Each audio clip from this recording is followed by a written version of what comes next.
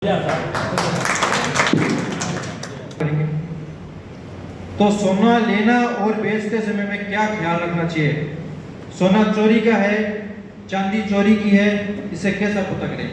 बताऊं कि हम आपके बच्चे हैं, आप हमें गाइडेंस दें कि हम किन किन बातों का ध्यान रखें, क्योंकि हमको बच्चा देखकर और कोई बेच के चला जाए, उसके बाद में हम समाज के पास आए तो समाज बाद में बोलेगा कि आपने इन बातों का ख्याल नहीं रखा।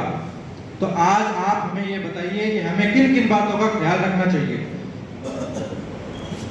और अगर आपका जो निर्देशन बताए गए हैं अगर हम उनको फॉलो करने के बाद भी अगर हमको कोई प्रॉब्लम हो तो उसके बाद में समाज हमारे साथ खड़ा रहेगा या नहीं? बिल्कुल सही बात। हर स्वर्णकार बंदों के साथ में खड़ा है और खड़ा रहेगा। पहली बात तो मैं आपको ये बता देता हूँ। रही बात कि ये सोना चोरी का है या नहीं है, इसकी गाइडलाइंस आपको थाने में मिलेगी, ना कि यहाँ मिलेगी, क्योंकि जो संसद में पास किए हुए रूल हैं उनके आधार पर अगर इस तरह के कोई सोना ले लेते हैं, बेच देते हैं कोई, और उसके बाद में पुलिस आके कुछ कार्रवाई करती है तो वो उनके अपने कानून के हिसाब से चलते हैं। हम यहाँ पर इतनी कानूनी पढ़ाई लिखाई नहीं की हुई है कि क्या होगा क्या नहीं होगा।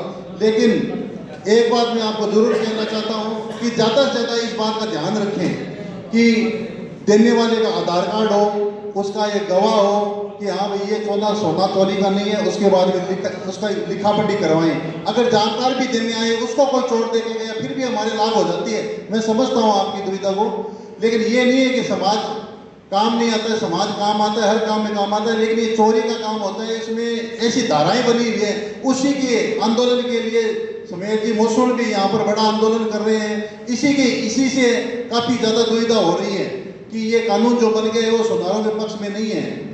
कल ही पार्लियामेंट के अंदर एक यहाँ पर बात रखी थी, एक मंत्री ने रखी थी कि ये इस तरह की ये धाराएं हटाई जाए या इसका सरलीकरण किया जाए। तो एक लंबी लड़ाई है, इसको हम सभी स्वर्णकार समाज बंधु मिलकर लड़ेंगे, तभी हम यहाँ पर एका करके ही इस धारा को, या हमारे राजनीतिक हमारा अगर उसमें होगा कुछ तो भी हम इसको आगे तक आवाज उठा सकते हैं और इसको सरलीकरण करवा सकते हैं। अन्यथा इसमें कोई समाज का या अध्यक्ष या कोई समाज का मंत्री इसमें कुछ भी नहीं कर पाएगा।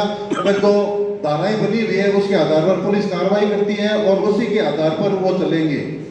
तो ज़्यादा से ज़्यादा हम थाने में जाके दबाव बना सकते हैं, लेकिन उनकी जो धाराएं बनी हुई है उसके आगे हम कुछ नहीं कर सकते, क्योंकि वो पार्लियामेंट में संसद भवन में पास की हुई धाराएं हैं, उसके आधार पर कानून चलता है, उसके आधार पर ही कानूनी कार्रवाई होती है।